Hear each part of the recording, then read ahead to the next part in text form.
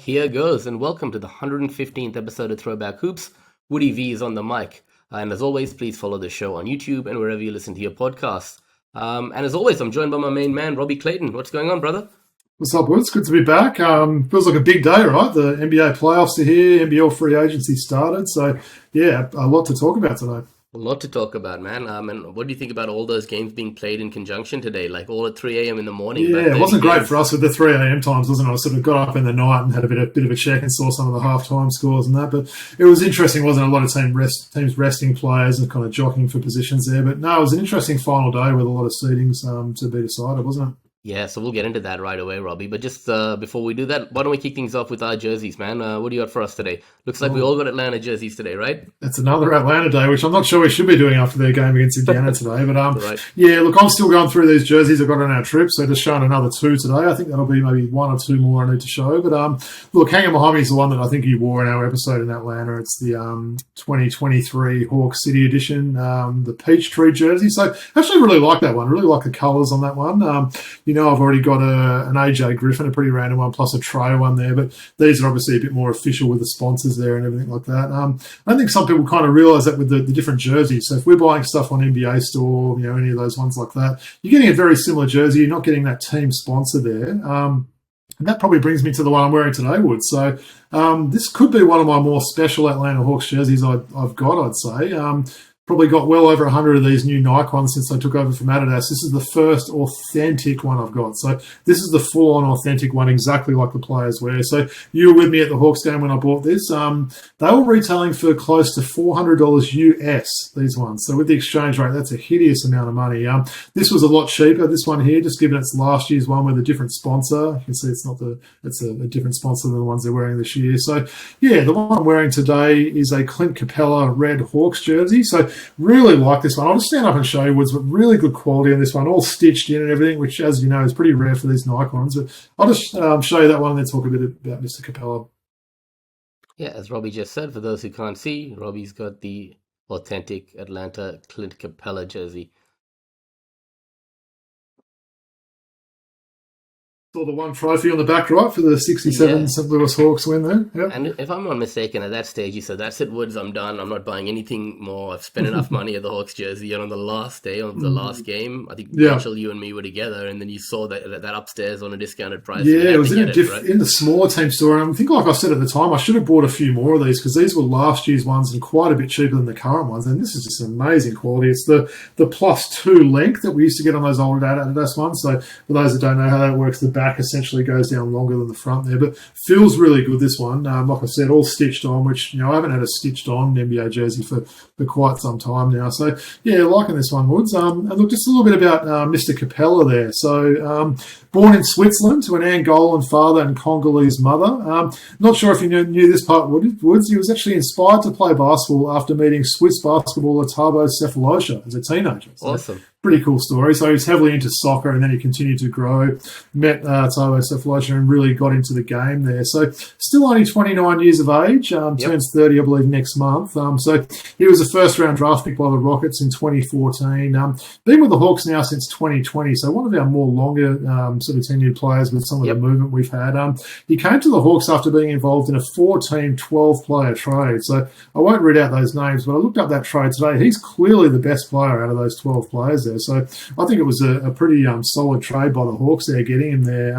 And we talked a little bit about players like Capela last week, actually, on the show, didn't we? There's not a lot of these sort of guys now, real bit of a throwback sort of player there. They're not really shooting threes or doing anything outside of their skill set, but still an incredibly important player. He's continuing his career double-double average this year, so he's put up 11.5 points, 10.6 boards, and as I said, he's got a career average of a double-double, which is pretty amazing there. So I've also got to say, Woods, he's one of the few players on the Hawks team that seems to understand that defense is not just the thing that surrounds your house, right? So, yeah, it's good that he's actually one Hawks player that can play a bit of D. But what are your thoughts on Capela? Love Clint Capela, man. I actually got a shirt jersey of Clint Capela when I was in Atlanta as well, you'll remember. He's always been in trade rumors over the last couple of years. we're thinking that the Hawks could have Okongwu take that next step up to start. But he's actually, as you said, he's been one of the longer tenured players. And I think after this season, where Okongwu's not really, delivered hasn't shown the growth that we expected, that someone like Clint Capela is going to be a mainstay on that roster next season as well. But, yeah, I mean, honestly, it's been a horrible season for Okongwu. A lot of it just injury based there, but he really hasn't taken the push that we thought he would. Someone like Bruno Fernando's been great, so they may decide, look, can they maybe sort of potentially have two of those and maybe trade on, a Okongwu or maybe even a Capela there? But I like what he gives us, right? He's an unselfish player. As I said, he seems to be a good teammate, certainly plays good defense, can protect the rim and everything else like that. And seem to have memories of those early days with Capela playing in Houston with James Harden throwing those lobs to him, right? So we saw him do a huge alley-oop in one of those games. He went to two. I forget who threw in the pass, but he threw it down there. That was impressive there. So, yeah, so liking this jersey. I wish I probably got a few more, but I think maybe I bought a few too many anyway. So. Well, just that jersey that sits behind you, that Dejounte Murray jersey, I got one as well. And we got one for Skittles, my little dog. And how's that? Does it fit her? It fits her. We tried it on and we took some photos and she was showing it off. So, yeah, it looked really good on her. I think you need to put one of those photos on the socials or something. Definitely. Get a kick out of that. Definitely. So I'll do that, yeah. Why don't you continue the Hawks theme? Good to see you've got your fancy headphones back on as well. Thanks, buddy. A bit of a break last week, but yeah, show us what you got today. So funny enough, we're both rocking the same number today. Yeah, which is pretty random. Woody's rocking the Vince Carter Hawks jersey. What's the chances that Woods are both rocking the same number jersey of a different player, right? We've done that once or twice before, I think, from maybe once before we've done it before. Interesting. Yeah, and for all the audience, we didn't talk about it before or have any idea what we were wearing. So that's great. So look, I know you've worn or showcased Vince Carter's classic Raptors jersey and gone through his accolades on this show previously. So I'd just like to talk a little bit about a couple of things, and I'll throw it to you in a second. Yeah. First of all, we talked about last week Vince Carter being inducted into the Naismith Basketball Hall of Fame, right?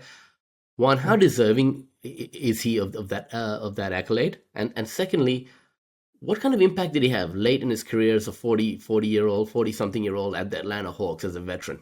Yeah, well, firstly, massively deserving of making that Hall of Fame. I think it was great to see. He's one of those very rare players that played, I think, in the 3 different decades, I think, from memory, like Correct. The noughties, I don't even know what they're called, but in 4 different decades, 90s, noughties, was it 4? 10s, and 20s. That's even more ridiculous, isn't it? Yeah, you're right, actually. So, yeah, look, we remember him pretty fondly. He did bounce around a little bit at the end of his career, but those seasons with the Hawks that he had there, really enjoyed what he did. He sort of built up quite good friendships with a lot of guys on the team. Played that mentor role, which he was really sort of happy to do. He really could have gone ring chasing those last few years and just tried to latch onto some of these super teams. He didn't. He liked the lifestyle and the home that he had in Atlanta for a couple of years there. And yeah, from all reports, he was a great teammate. He passed on a lot of his knowledge to some of the younger guys. I know he worked a lot with Trey in those first few seasons and had a good relationship with him. So yeah, I really like everything that VC does. I like listening to his podcasts. If ever I get bored, I just put on one of his highlight packages on YouTube, and it's still ridiculous. You see some of these older sort of dunkers, not much variety. He's still the best dunker I've ever seen for mine. There's some more guys that come close, but no one that can sort of beat what he's done there. Well, it's interesting you say that about the relationships he built on that team. Isaac Humphries, who had a 10-day contract at the end of one of those Atlanta Hawks seasons, spoke about an event that Carter had at his house for the whole team after the season was over. Yeah. And Isaac got to really know him and meet him properly during that little period when he was with the Hawks. And he said, you won't meet a more down-to-earth superstar in the world. So that bodes... that speaks high volume. It's good when you hear stuff like that about your heroes, right? I think we've said that before. When you find out one of your heroes is obviously a pretty genuine sort of person, it's even better. So, no, that's a good little story there. Awesome, man. So let's get into it, yeah? Without further ado, I want to just talk about. Yeah, a lot to talk about. So I'm just going to bring up the playoff picture on our screen. Just let me know if that's come up for you. So is it true you've been preparing these slides all day today, Woods? On top of your normal regular job, or what? Not all day, but obviously you have to just wait for the seedings, the games to finish today, and make sure that I could put this together in an accurate fashion, right? So yeah, you see it in front of you there. I'm going to go through all the series one by one and get your thoughts, and I'll offer some of my thoughts as well. But let's just start off with the play-in game, all right? On the left-hand side of the screen, for those who can't see, we've got the Western Conference. So let's start with that 9-10 game. You've got the Kings, the Sacramento Kings, playing the Golden State Warriors. What are your thoughts there? An interesting matchup, isn't it? We know there's a little bit of a rivalry there. We saw some of those games last year. That's a tough one too, because as we know with the Hawks game, this is a one-off elimination game. So your whole season comes down to being able to win that one game, right? If I've got the format right, I'm still sort of getting a bit of used to this, but I'm pretty sure that's how the 9 versus 10 works. So, yeah, look, both are the same win-loss record, isn't it? I think we should say as well, Woods, coming into this last day, it was amazing how many seedings were still open there. I know 3 teams in the West that we're talking about now, the top 3 teams had the same record. I know Pelicans were literally in the top 6 before today started. They slipped into that 7th spot there. So really interesting. I do like the play and how it gives you a little bit more drama on the last day there. But look, in terms of a prediction for that one, I'm going to say Golden State. I think just their veteran savvy will sort of come through there. Sacramento, you'd honestly say, even though they've won 46 games, a little bit of a disappointing season, right? We probably would have expected them to maybe be around the 5th, 6th range rather than being 9th there. I think you were probably pretty high on them at the start of the season. But, yeah, I'm going to say Golden State for that one. I'm looking forward to that one. I'm sure the crowd will be going nuts in that one. Yeah, that's going to be great. The both teams from California there. Now, tell me something. Malik Monk and Kevin Huerter, they're not playing. They're not playing, are they? No, they're both definitely out. So that's a big loss for them. That's their, 6th man in Monk and someone in Huerter that's had some pretty big playoff performances over the years as well. So, yeah, 2 pretty big outs. And I think that probably gives Golden State the edge maybe with the depth they've got as well. Yeah, the Kings have regressed a bit from last season, right? And as you mentioned, the playoff series last year was a classic one. But I think the Warriors' experience, and they really started to turn around the back half of the season. You got to give the Warriors the edge there, right? Sabonis versus Draymond Green will be fun to watch as well, I would have thought. For sure. So let's move to the 7th versus 8th game there. In this scenario, obviously, there's a second chance here. The winner will take the 7th seed, and the loser will get a second crack at it against the winner of the 9 versus 10 game. So I'm going to start off here and say I think that whoever is playing may want to actually drop out to the 7th seed here and not take that 8th seed. Because if you get the 8th seed, right, you're going to face... they'll want to get the 8th seed, not the 7th seed, right? Right, yeah. Because if they get the 7th seed, they're going to have to play the Nuggets in that first round. So you want to play the young and up-and-coming Thunder versus the title sort of defending team, the Nuggets. Yeah, not a bad move there. I've got to say, Woods, I was hoping for a Lakers-Warriors game there. We still might get it, though. There's still a chance that they could still meet in the play-in, but yeah. So, I mean, what are your thoughts there? Would it be too much of a risk to maybe... rest some players to throw that game together. I don't think you can do that this time of the season. No, I think you just got to try and run with what you've got and, try and play the opponent that's out there. I mean, I heard Doc Rivers say today that, they sort of avoided Indiana there and they've had a lot of trouble with them in the regular season. So we'll see how that goes. But yeah, it's a tough one, isn't it? I'm sort of struggling to. I think that the Pelicans might win this one. Again, home court advantage there. I know the Lakers played them in that final game today, and they're going to stay in New Orleans, so they're not even going to travel away from New Orleans there. So at least they'll sort of be ready for this game. I think that's maybe the Wednesday game there. But tough one, isn't it? That one. I feel a bit more confident with Golden State in the first one, but I'll say Pelicans in this one. But yeah, I could see that going either way for sure. Yeah, I'm going to go with the Lakers to win and take... Well, they were one of your big tips of the year, the start of the year, so you got to go the Lakers, right? I'm going to go the Lakers there, and I'm going to take the Warriors to beat the Pelicans to take the number 8 seed, right? Yeah. All right, so let's move on in the Western Conference to the series that we know that are locked in already. So let's go into that 4 versus 5 series. That, in my opinion, is going to be one of the most exciting first-round series out of them all.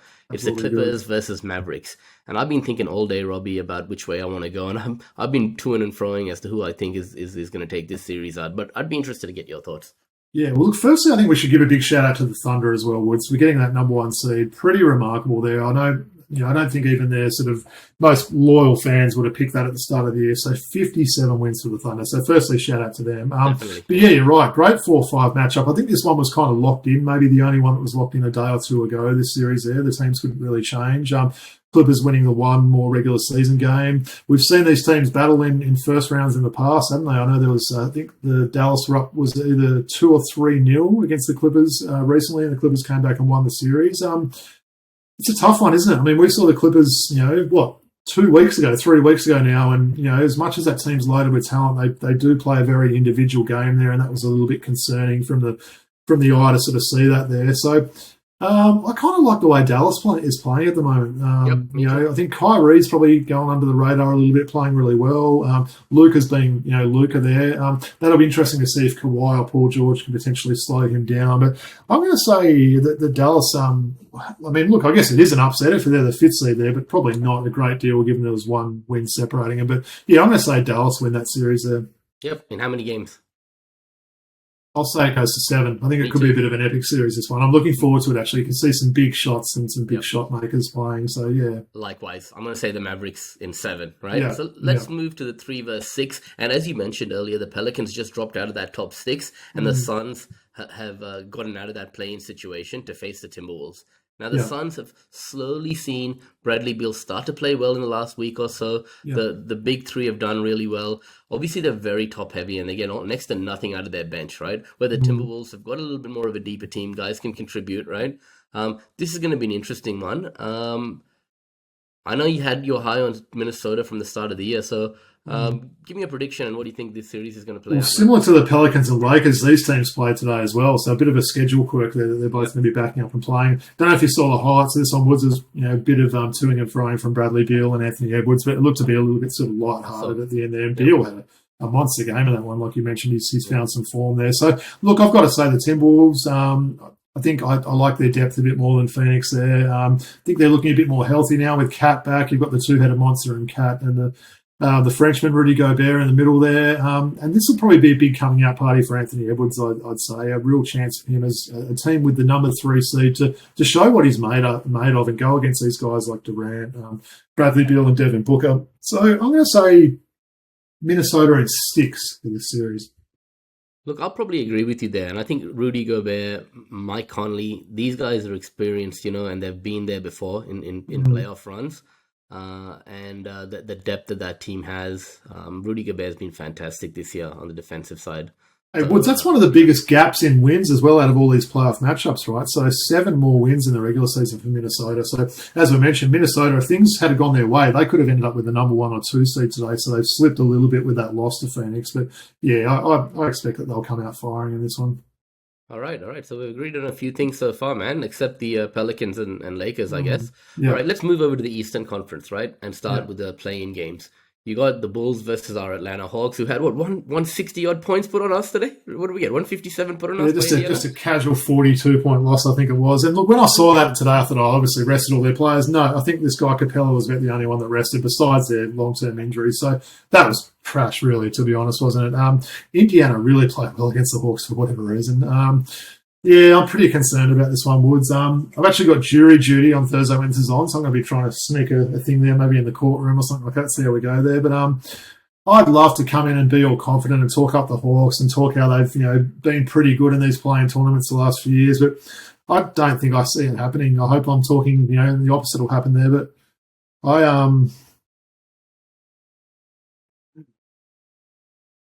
sorry, my internet's playing anyway. I think the Bulls will win this, Woods. Unfortunately, we know it's a one game, win and you go through to play the 7-8 winner there. But yeah, I think the Hawks are done. 36 win season, pretty disappointing, right? Yeah, definitely. If you actually look across to the Western Conference on the left hand side of the screen, you see that the number 10 seed in the Warriors won 46 games compared to 36 in the Eastern Conference. So there's a huge discrepancy there. And you had Houston missing out, who were still 5 wins in front of the Hawks. Correct. I know what you mean. It's a big discrepancy in the wins total there. So I don't know. Give me a reason why the Hawks might win it, Woods, because I'd love to hear it. I'll give you one, man. I think the Bulls should win this. Probably by double digits, right? And if the Hawks prove us wrong, all well and good, but I can't see it. Hopefully this is like an opposite day scenario thing, and then they win this and they go in and they knock either Philadelphia or Miami off and then play Boston and beat them. But anyway, we'll see how we go. All right, let's move across to the 7 versus 8 playing game. 76ers versus Heat. This is going to be a classic, right? Almost one of those scenarios where the Heat might actually want to get the number 8 seed to play the Celtics, obviously with the history there. But what do you got there? Well, I think Philadelphia would be pretty disappointed to not make the actual the top 6 there. That came down to last results again. And look at that. They've got the same win total as both Indiana and the Magic, and it just came down to, head-to-head matchups and all those sort of things. So pretty disappointing, actually, that there could be, a team in 47 wins finishing 5th and then Philadelphia all the way in 7th there. So Yeah, tough one. Obviously, Philadelphia's got that home court for this one there. Miami's a tough one, isn't it? I know I've sort of, seemed to hate it a little bit on them in the past. They do seem to step up in these playoff sort of series here. Do have a little bit of a different team maybe than the team that went so far last year. But I guess if it's me, I've got to say Philadelphia beating Miami, I guess. But yeah, it's a tough one. I think that'll be a bit of a grind of a game, that one there. Could be a pretty low scoring battle, I think. Yeah, I'm going to go 76ers in a very close one there, right? But I wouldn't be surprised if the Heat did win. Yeah. Yeah, I've got a lot more confidence in there being two different results in that one than I do in the Bulls Hawks series there, unfortunately. Yep. I agree with you. So let's move to the two series that are locked in the Eastern Conference. Let's start with the Cavs versus the Magic. Now, the Cavs have been really up and down over the last 1/3 of the season, playing under 500 ball. Donovan Mitchell doesn't really look the same player that he was at the beginning of the season. He's had to battle injuries and whatnot this year.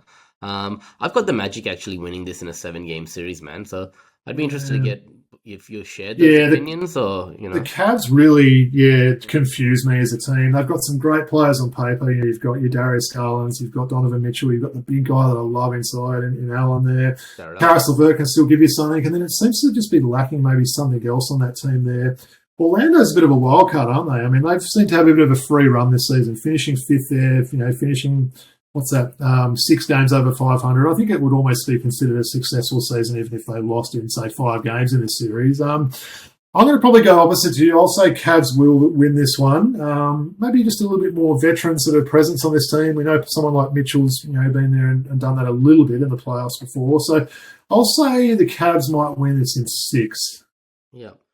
No, look, I can't argue with that. Look, in terms of the Magic, the only guys with playoff experience there are Joe Ingles and Gary Harris, if I look at that roster, right? And they're not going to be contributing a whole lot, are they? Yeah.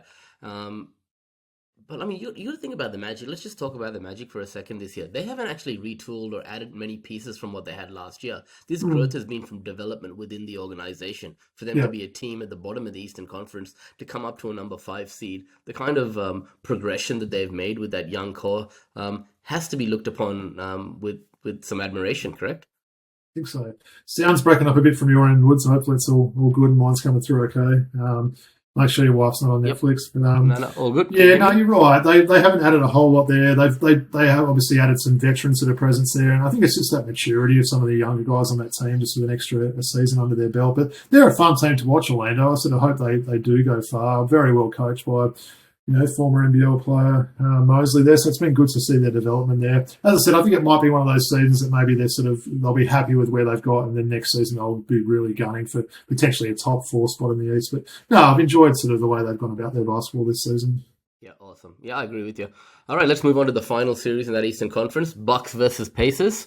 This could be closer than we think, this series, correct? Yeah, well, firstly, absolute shock that the Knicks ended up getting that second seed there again. That came down to the last day there. So that was pretty surprising, the Knicks getting that 50 win there. So only 2 teams in the West over 50 wins, which is a bit of a surprise there. But, in terms of the Bucks Pacers, I mean, Bucks are a little bit like the Cavs to me. I'm still not quite sure what you're going to get from day to day. This could potentially be a bit of a shootout there. We know Milwaukee's defense isn't as good as it once was. Definitely not. I could see the Indiana guards really putting up some points against Dame Lillard in that one there. I mean, I'm going to say the Bucks there. I think it would be a pretty big upset for Indiana to knock them off, but it would be a massive disappointment for Milwaukee to lose in the first round. So I'm going to say a gentleman's sweep in this one, Woods, and Milwaukee win in 5. Yeah, I was going to say Milwaukee in 6, but I wouldn't be surprised if they won it in 5. But you got to be wary of those upstart Pacers, though. Definitely, right? Mm-hmm. All right, and we'll see how it all plays out. And the 1 versus 8 and the 2 versus 7 series, we should know a little bit more about when we record next week's episode. Yeah, sounds good. Now, looking forward to all these games to start. So I think the actual playoffs themselves start Saturday, is that right? Or is it Saturday or Sunday our time? But certainly going to be a lot of good action to watch. I'm liking the game times at the moment as well with the way the clocks are sort of falling. So the games are starting pretty early. So, yeah, bring on the playoffs. For sure. Can't wait, man. Look, let's move on to an announcement that was made about a week ago now. The Boomers' shortlist of 22 names has been announced for Paris. I'm just going to bring up that squad here. Maybe I'll just read it. Can you see it there, Robbie? Yeah, yeah. Okay, so the Boomers Olympic squad, the 22 shortlisted for 2024, are as follows: Xavier Cooks, Jock Landale, Dyson Daniels, Will Magnay, Matthew Dellavedova, Will McDowell-White, Dante Exum, Jack McVeigh, Sam Froling, Paddy Mills, Johnny Furphy, Keanu Pinder, Josh Giddey, Duop Reith, Chris Golding, Matisse Tybel, Josh Green, DJ Vasiljevic, Joe Ingles, Jack White, Nick Kay, and your man Rocco Zikarsky. So first thing I want to ask you, if you look at this, is who are some of the guys that you might consider unfortunate to not be included in this 22? Well, I was a little bit disappointed not to see your name on the list, Wood, so that's a bit of a shame. But obviously, turning 40 now, you're probably a bit old for Gorgon to consider there. So, look, I think there's probably a few players. I mean, so you're talking about snubs, right? You want to know, Yep, at this stage? exactly. Mitch Creek's 100% the biggest snub there. I think that goes without saying there. I think this is pretty much a common theme now. I can't see him making another Boomers team. There's obviously, we know there's been a couple of reported sort of maybe off-court things. I'm not quite sure how that goes in the selection process there. But if you're talking, someone that being in a squad, he should be in there, right? He was pretty handy in that, was it the 2000 or the last Olympics or the last World Cup, I think it was, before the one where they sort of didn't look so good there. So I think he can add a bit to this international level. So that's pretty disappointing for me that he at least didn't make the squad. Look, in terms of other snubs there, Isaac Humphries. Isaac Humphries, definitely. Yeah, he comes to mind. Also, I think the other one that's maybe not getting enough credit or not getting enough attention for not making it would be someone like Luke Travers. Again, we're only talking about a squad here. You could have put him in someone that would have been pretty good in the training camps and everything they've had there with his size and ability to get to the rim and pass and that. So maybe that's a surprise he didn't make the squad. Yeah, Isaac Humphries, I think it's hard probably as a big to make it in this team. There's a lot of sort of big talent these days. But yeah, they're definitely the three. Is there anyone else we've forgotten about maybe as a snub? Or? I think if you look at the last Olympics, Brock Modem was part of that, training squad. Nearly he's a similar age to you, though, now, Wood. So, he's getting on. And then Ton Maker. Ton Maker was someone who was part of the squad for the World Cup and also contributed and was in the All-Star 5 for the Asia Cup, right? Yeah. So I think Ton Maker may be someone. But as you said, as a big, it's hard to get in. And he might be representing Australia in karate, though, maybe. Right. Yeah. So I think it's pretty clear who is going to be selected. I think we agree on about 10 spots. So I'm just going to go through those 10 spots and you can just confirm or deny that you're with me. So Xavier Cook's in, yes? Yes. Jock Landale? Mm-hmm. Dyson Daniels? On the bubble, I reckon. But yeah, I'll say yes, but I think he's definitely on the bubble a little bit. Okay. Well, I'm going to say yes. Dante Exum? Yep, 100%. Paddy Mills? Yes. Maybe not as a starter, but he'll be there. Josh Giddey? 100%. Diop Reith? Definitely. Matisse Tybel? Yes. Chris Golding? Yes, I think you have to take him after his last season. Yeah. Josh Green? Yep. Joe Ingles? Not so sure on Ingles. Ooh, okay. Yeah. All right. So I think there's a few spots there up for grabs. I think that those 10 we went through. So why don't you give me a 12 then? Well, I mean, I'm going to say the ones you said, but I'm going to sort of say, obviously, I think Landale comes in for Jack White, right? I think that's pretty I think you probably agree with that one too, I right? agree with that one for sure. I like that two-headed monster with Landale and Duop Reith. I love the fact that it's two big guys that can both protect the rim and stretch the floor as well and hit that outside shot. So I think that's a great thing to have with those two. Look, I've kind of got three guys on the bubble, Woods. Well, look, obviously White I'm saying misses out. So the three guys on the bubble along with White are Ingles, Kay, and Dyson Daniels. So the thing I'll say about Gorgon, I think he is quite a loyal, and I think as you get older, as you know with me, Woods, after travelling with me for a few weeks, the older you get, the more stubborn you get, right? So I think Gorgon's a little bit stubborn. I think he wants to run this team back and prove that, it maybe just wasn't a good World Cup, but they can still medal with this team here. So I think that maybe one of Ingles or Kay misses out.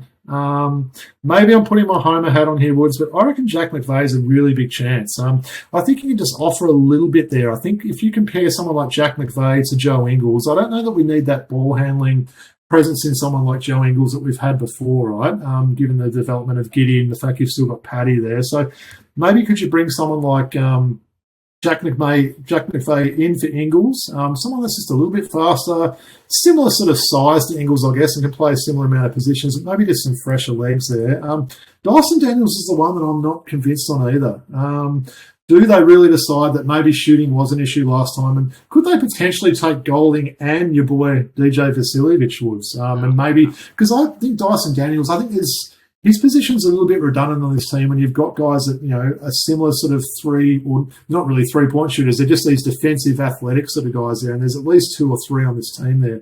Not sure if you pick Dyson Daniels, whether you're actually playing him. So I wonder if there's any more value in picking someone like DJ. As much as I'm not a massive fan, I can see the value of putting someone like him on and playing in 5 minutes and giving him 4 or 5 3-point attempts in a game to break the game open there. But I know you're a big Ingles fan, so I know you'll definitely have him in. But for me, I think it'll be the big selection ones that might, surprise some people. I think would be someone like Ingles or Kay missing out. So I'm going to say Ingles misses out and McVay gets that spot over him. And also shout out to Rocco Zakarsky. I wanted to put him in there, but not this time, mate. But you'll be in the next one and several after this, I reckon.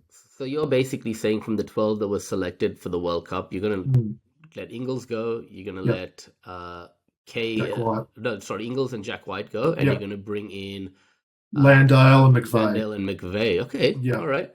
Well, I'm going to leave out Nick Kay, right? Because I think that they didn't have Landale last time, and he was, filling in that 4 and 5 spot a little bit, right? So I'm going to have Landale starting at the 5 and then back up as Duop Reith. And as you said offline to me the other day, in some matchup against bigger side, you might even be able to play those two together, right? So I'm going to have Jack White out, Landale in, right? Yep. Nick Kay out, and the experience of Matthew Dellavedova coming in. So I'm keeping in Dyson Daniels. Yeah, I'm keeping him, and he's shown his defensive prowess recently. I know you said there's a lot of other guys at the wing that can sort of do that, but he's come a long way, and they invested time in him in the World Cup, right? In the previous Bournemouth selection. I think he's someone who should play some more minutes. The Delhi one's a bold prediction, isn't it? Obviously, before that World Cup, he was in the NBA that time and maybe not getting that much minutes, but we've seen him this year, and you're right. He's shown another maybe gear that we didn't know he had offensively. I love the heart that he plays with. He's that sort of player you want to have in an Australian, green and gold jersey representing us in something like the Olympics, because we know how much he just gives a damn about his country and everything. So that's not a bad prediction, that one. It's tough, isn't it? For Nick Kay and Joe Ingles, they've got to make the call eventually, right? And it's going to happen, right? So Ingles will drop out of the team, Kay will drop out. Eventually Paddy Mills will as well. It's going to start to happen where these older guys have sort of, past their use-by date. So it's interesting we've both got one of those veterans missing out there. Yeah, the only problem with my selection is they might be a little bit light in the front court. Obviously, they've got Landale and they've got Reith and Xavier Cooks, right? That kind of leaves them a bit, who else is there, right? If you're not picking Nick Kay, so there's a food for thought. There you've got Jack McVay, you can also play the 4. So it'll be interesting to see how it plays out, man. Yeah, no, for sure. Really looking forward to it. Look, I love the squad, I've got to say, Woods. No real issues. I mean, look, you can always find a few people to be snubs. As I said, probably Mitch Creek, Luke Travis, Isaac Humphries there, but who do you take out if you don't put those through there? So I love the squad there. I really am excited about it and looking forward to the announcement once the squad starts getting culled down as well. Yeah, for sure. I think it's going to get culled down to 17 in a few weeks, so we'll get a clearer picture shortly. Really like this team, they've got a point to prove after what happened at the World Cup, don't they? Absolutely, yeah. All right. Yeah. So today, first day of NBL Free Agency, a lot happened. I know we were both tuning into the Free Agency live show on nbl.com.au, and some teams have been busy. So I'm gonna throw out some moves to you, and I want to sort of get your thoughts there, right? So let's start off with my Sydney Kings, who've been really active on day one. Shoring up their defense with Bull Cole and Isaiah Liafa. I mean, we knew those signings were going to happen, but now they've actually been locked in. What kind of impact are those two going to have on my Kings? Well, I like Isaiah Maori Huhu Liafa, so he's always a good one to come into the team. I like saying his full name as well.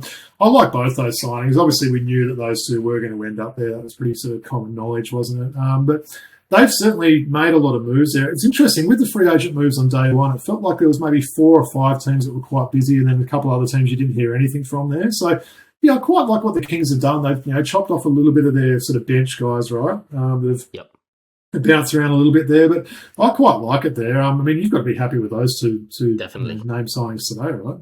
Definitely, and they fit under the Gorgian brand, right? Those Yeah. guys are perfect for prototypes to play under Well, Brian you might get Gorgian. guys that are, I mean, I'm not sure his ball qual. Is he like qualifying for South Sudan or He the already Boomers? has. So Already South has. Sudan already, okay, yeah, Yep. interesting. So yeah, so it's not like sort of players trying to go there to get under the the eye of Brian Gorgian. But no, look, I mean, I think he wants that second chance, and he was maybe getting a little bit stale, wasn't he? Playing in Cairns for so long there, sometimes you need a new voice and someone else to sort of to play alongside. And he's got some great teammates that he's going to have on that team. Interesting, they made a very early call with DJ Hogue. So what a failure that thing was, getting DJ Hogue over there, right? But no, in terms of day one of free agency, getting those two guys, like Lee Arthur's really handy, I reckon. If he's your seventh or eighth guy on your team, that's a pretty handy guy to have there. Yeah, less need for Bruce to play, right, Robbie? Mm-hmm, absolutely. All right. So a couple of youngsters that we've signed out of college, well, the Kings have signed out of college, Tyler Robertson from the University of Portland and Kelly Luapepe from Loyola Marymount. Now, I've done a bit of research on Tyler Robertson before jumping on today and seen some highlights. This guy's a 2-3 man who plays at the wing. He can shoot the ball great. He's a great They're both shooters, aren't they? Great rebounder for his size at 6'6". I think Tyler Robertson's a guy that is ready to contribute right away. Kelly Leopepe, Loyola Marymount, great program there. Probably has the best hair in. Probably going to have one of the best haircuts in the NBL.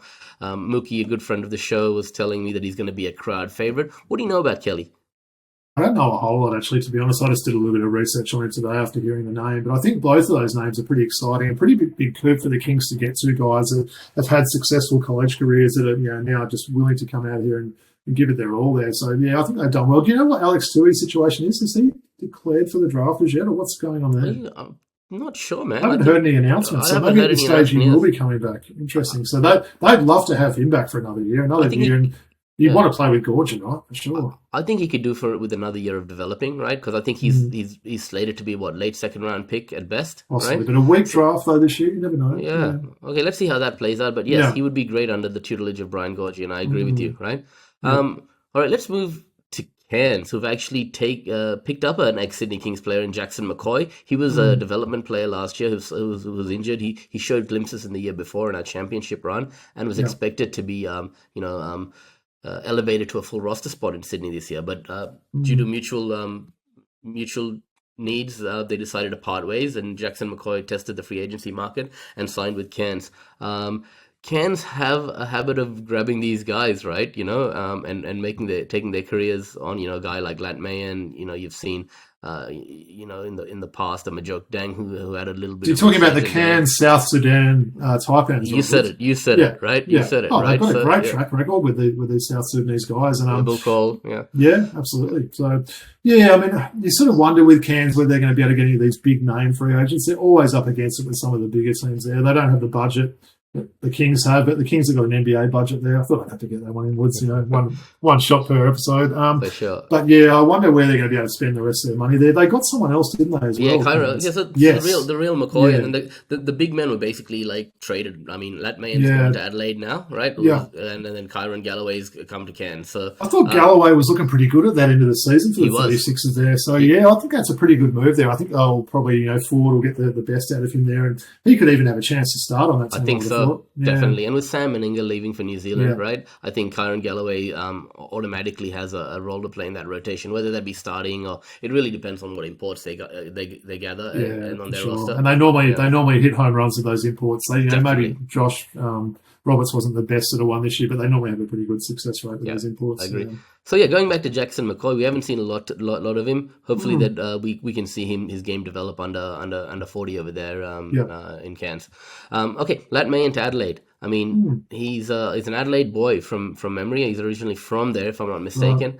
He showed throughout last couple of seasons that he has the ability to stretch the floor. Yep. He's the perfect prototype for a guy that can play the 4 spot and offer spacing. So I think he'll be good for Adelaide. Yeah, it's not a bad signing. I feel like Adelaide is sort of making a few little moves there, aren't they? Trying to sort of reconstruct this roster and everything like that with Coach Ninnis there. So not a bad. I think he's someone, Lat Mayan, that most teams wouldn't have minded hearing that their team. Most fans wouldn't have minded seeing their team sign him as a free agent. So good move for them. Yeah, definitely, I agree. Okay, let's move on to Tasmania. They've picked up Gorjak Gak. Now, Marcus Lee and Tasmania, by all reports, parting ways. Yeah. Gorjak Gak straight away comes in from a situation in Southeast Melbourne, which was pretty dire, to Yeah. now come under Scott Roth. And I think that his game could really elevate to the next level here in a bit of a backup role here. I like that three-headed monster for Tassie already. You've got Will Magnay, Fabian Kristovic, and then Gak. You know, I like both those Gak brothers there. So I think if he's a third stringer on that team, you could do a lot worse than that. So that was a pretty handy move, I thought. Yeah, that's one of my favorite signings of the because you just know that under Scott Roth, a guy like Gorjak Gak has the ability to take his game to the next level, right? So, yeah. All right, what else do we have? This one I really like, Deng Adel. This guy's an NBA quality player. The Brisbane Bullets have decided to give him an opportunity to come back and resurrect his career in Australia, right? Yeah. Obviously under Brian Gorgian in Illawarra, things didn't go to plan. But since then, he's played overseas in various different countries, most recently in France. He had a great college career, has all the tools to be that, that long defender that can also stretch the floor. I think Brisbane will be a good fit for Deng Adel. Yeah. I think he's still someone that really wants to, impress the Australian audience and everything and show what this guy's made of there, because we know he's got the NBA experience. He's still probably someone that not a lot of people know much about. And like you said, that season under Gorgian wasn't amazing. It was probably a bit of a disappointment, to be honest, that year. So, yeah, not a bad move by Brisbane there. They look like they're sort of going to be pretty big players in free agency, I think, as well. Right. I agree with you. Now, the one team that's made the biggest splash on the opening day of free agency is the New Zealand Breakers. Check this out. Jonah Bolden, Mitch McCarron, and Mojave King. Right? Okay. And a lot of the guys have left New Zealand. Reports have just come out that the only import coming back is Parker Jackson Cartwright. So he's already signed too, isn't he? Yeah. He's already signed. Jeremy Lamb isn't coming back, and Zylan Cheatham is not coming back. Yeah. So getting those quality locals in Bolden, McCarron, and Mojave King, what do you see there? What do you see? I like the signings. I'm just wondering, Woods, and you can sort of probably answer this. Do you see any of those three starting? Because I'm wondering whether all three of those guys are more suited to bench roles. Maybe Bolden, you can make an argument depending if Mango comes back there. But look, I think someone like Mo King, I think he's still pretty young and wants to prove a little bit as well to the NBL what he can actually do there. But look, if those three guys are coming on as bench players and they can shore up that starting five, that's a pretty deep team, I reckon, man. Yeah, I think Bolden's a starter. On that Kings team last year, Does Bolden care enough, Woods? I don't know if I saw it personally with the Kings. He actually cared. We saw glimpses, right? And obviously, under Coach Mood in Sydney, things weren't. It wasn't a happy locker room, right? And it wasn't the greatest environment for him to be in. Someone like Modi Mayor demands excellence from his players, whether it's the star of the team or the guy on the end of the bench. If they make mistakes, he'll hold them accountable, right? And I think a guy like Modi Mayor will be a good coach for Jonah Bolden, right? Personally. And Mitch McCarron, he's obviously on the decline now. He's not the player that he was previously in his stints at Cairns and in Melbourne United. He's not a starter anymore in this league, but he can fill a void there where Cam Glidden's obviously not going to be re-signed. I was going to say, it's almost a replacement for someone like Glidden, isn't it? So he comes in and fills that void. Someone like Mojave King, he has had opportunities at Cairns and Adelaide. By all reports, he wasn't the easiest guy to coach. He wasn't always playable, and things didn't go to plan there, right? But since then, he's matured, spent some time with the G League United, been drafted into the NBA. Not only has he got a point to prove to the Australian audience, but he's got a point to prove if he wants to have a shot at the NBA in the future. So I think what team holds his rights again, Woods? I always forget the who Lakers. drafted him there. So the Lakers. Yeah. Interesting. Yeah. So obviously he'll want to sort of, show out this year and maybe get over to the big league there. So yeah, pretty decent signings. I said, especially if they are going to be backup guys there. I think they've done pretty well there. You're probably right. Someone like Bolden, they're probably signing, expecting him to be the starter there. But yeah, interesting. A lot more moves to come. I think they've got a bit of a roster to sort of still fill up in NZ there. Yeah, definitely. Really excited to see how the next few days plays out. There's a lot of moves to be made. One thing I want to talk about, and we actually got a viewer's question today, and I wanted to talk about this anyway, but I'd like to just read this out. Our question for the day comes from Tushar Nathan in Wheelers Hill in Melbourne, right? And his question is, who does Melbourne United need to recruit to stay in contention for next season? Now, we've spoken about this before. Well, first of all, thanks Tushar for sending in the question. We appreciate it. First of all, we talked about JLA and Ariel Hakporti leaving, right? Okay, so they need to recruit a big man here, right? Yeah. Tell me what other holes are there in the Melbourne I United think team. there's one answer to this question, Woods, and that's Jack White. I think they need to try and do all they can to get someone like Jack White back there. We saw him bouncing around the league a little bit. I'm not sure, whether he wants to sort of get that stability and maybe come out here. I think that should probably be their first guy they're trying to get to replace those two big units in Melbourne there. And I think they just need to probably work out their import spots this year. I think there's talk that they'd like to bring Ian Clark back to the team. Yeah. If they lose Travis as well, if they potentially lose Travis, Huck Porty, and JLA, that's three massive losses. I mean, that's three of your top six players there. So, yeah, look, I'd say Jack White would be the first player I'll be looking to get there. And maybe if they can get some sort of other local big. I know someone... Well, Olgun was saying today on the marketplace there's some interest there for Marcus Lee to come back to Melbourne. Okay, yeah, interesting. He seems to be a popular. What about someone like Alex Dukas there, Woods? We know he's not going to get drafted into the NBA. They obviously got his teammate there last year. I know he's a Perth boy, and I'd love to see the Wildcats get him. For some reason, these local WA guys don't seem to go back to Perth. We've been saying that for a number of years now. So someone like him, I think he'd be a pretty sneaky good signing if they got someone like Alex Dukas in there. He's another one that could have possibly been a snub for that World Cup squad, by the way. The Olympic squad, Alex Dukas, yeah. Yeah, I expected Dukas to go to Perth if anywhere, hope so. right? I definitely hope so, yeah, but you never know there. Okay, but let's unpack that. So we know they need to get probably a couple of big men, a starting big man and a backup big man. You probably get Jack White and Marcus Lee's more than happy to play a role as a big off the bench. He did that this year. Well, he started, but he played bench minutes. Sometimes Magne started. So maybe someone like a Marcus Lee, you could get a Jack White. They still probably need a little bit more height there. They probably. What about your boy from the Kings? The big guy from the Kings, Jordan Hunter. Yeah, Jordan Hunter could be someone on their radar potentially. I know there's been talk of Southeast being interested in him, but that could be someone that maybe they look into it as well. You get a Jordan Hunter, a Jack White, and a Marcus Lee type, right? Yeah, probably can cover Huck Porty and JLA. I mean, you're not going to get the scoring output. You're going to take a step back in that position for sure. Yeah. It's hard to replace those two guys. I mean, how good is that to have two pretty much NBA quality bigs as your starting and backup center on an NBL team, right? Yeah. So let's unpack Luke Travis. I mean, Pete Hooley said it today as well. He does not see a scenario where Luke Travis comes back, right? So do they need to go out and get a wing import like a Rajon Tucker type who was there a couple of years ago maybe along with an Ian Clark and go with the two imports this year, right, as opposed to the one? They should definitely look at getting a scoring sort of wing, I reckon, like that. Obviously someone like Travis is a good distributor and everything like that. Maybe doesn't always put up consistent amounts of points there. So if they can get someone that's kind of a walking bucket there and get some interior defensive presence there, I think that could work. I think you're always going to be in a good place if you bring in Golding and Delhi back. I mean, that's an amazing sort of Australian local backcourt. And Shea Lee, obviously local as well. Shea Lee as well. So the three of those. I mean, so you're pretty much set at guard, right, when you sort of see those names there. And if they do bring Clark back as well. So, I think it's all about the wings and the big guys for Melbourne. We've seen them recruit pretty well in the past, so I'd certainly have faith that they'd be able to get some names there. But, I'll still say Jack White. I think if they get him back on the team, I think he's going to come back a better player than what he left now. He's certainly added more to his offensive game. That's where I'll be sort of going first and sort of seeing how the chips fall after that. Look, if I was Jack White, I'd give it one more year, right? Just one more year and try and cut, make it into the NBA, right? He got that contract with Memphis at the end. He's been playing really well in the G League over the last few years. I think he's just on the cusp of being an NBA, a rotation guy in the NBA. But let's see how that plays out, right? It's a really, really fun episode today. We dealt with a lot of topics that are, very, relevant in the basketball world today. And it's an exciting time that is about to follow.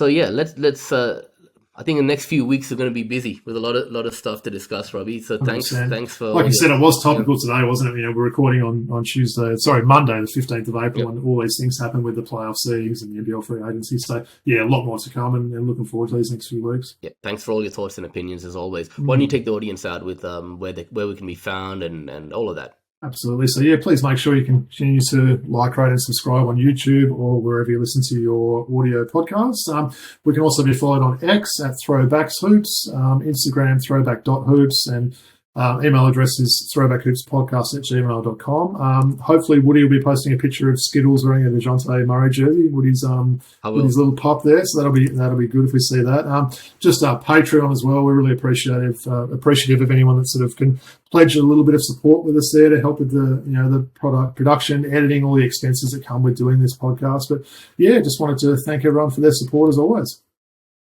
Yes, and thank you, Robbie. Appreciate that. We had a packed show today, so we couldn't fit in classic packs, but we will hopefully be able to do that over the next few weeks, right? So Absolutely. For all our big fans of classic packs, we'll bring that back. Thanks again to Sean Nathan for sending in that question. We really appreciate it. Please keep your questions coming and any jersey requests.